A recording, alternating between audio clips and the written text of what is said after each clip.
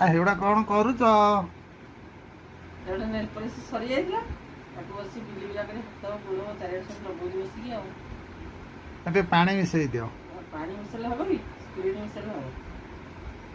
ଆଉ ଟିକେ ସ୍ପିରିଟ୍ ମିଶେଇ ଦିଅ। ସରିଗଲା, ତାକୁ ପୋଛି ପାଛି ସବୁ ଚାରିଆଡ଼େ ଲଗେଇ ଦେଲି, ସବୁ ସରିଲା। ଆଉ ହୋଟେଲ ଅଛି, ତାକୁ ଏଠି ଲଗେଇଦେବି ଆଉ।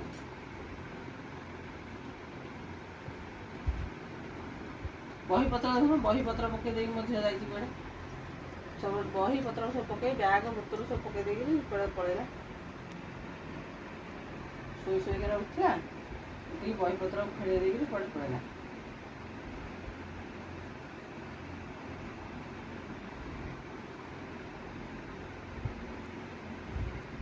ଆଜି ବସିଥିଲି, ନଜର ପଡ଼ିଗଲା, ମୁଁ କହିଲି ଦେଖିବା ଏଇଟା କ'ଣ ଅଛି।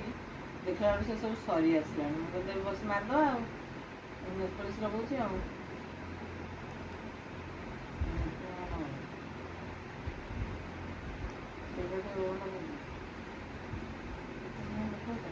ସେଠିକି ସାରିଦିଅ, ଆଉ ଗୋଟେ ନୂଆଟା ଆଣିବ ଫେରି ଆଉ।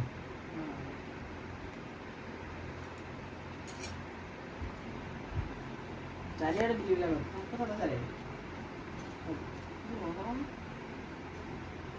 ମାରି ପକା। ଦେଖ ମାନେ ମୋ ଝିଅ ଆସିକି ରାଗରେ ମୋ ଗୋଡ଼କୁ କ'ଣ କଲା, ପୁରା ବିଲି ବିଲା ଗୁହ କରିଦେଇକି ଗଲା। ଏଠି ବସି ପାଠ ପଢ଼ିଲା ଆସିକି, ମୋତେ ବିଲି ବିଲା କରିଦେଇକି ମୋ ଗୋଡ଼ରେ ସବୁ ମାରିମୁରା ଦେଇକିରି ବସି ପାଠ ପଢ଼ିଲା ରାଗରେ। ତ କାହିଁ ଏମିତି ଲଗାଉଛୁ, ଏମିତି ବିଲି ବିଲା କରି ଲଗାଉଛୁ।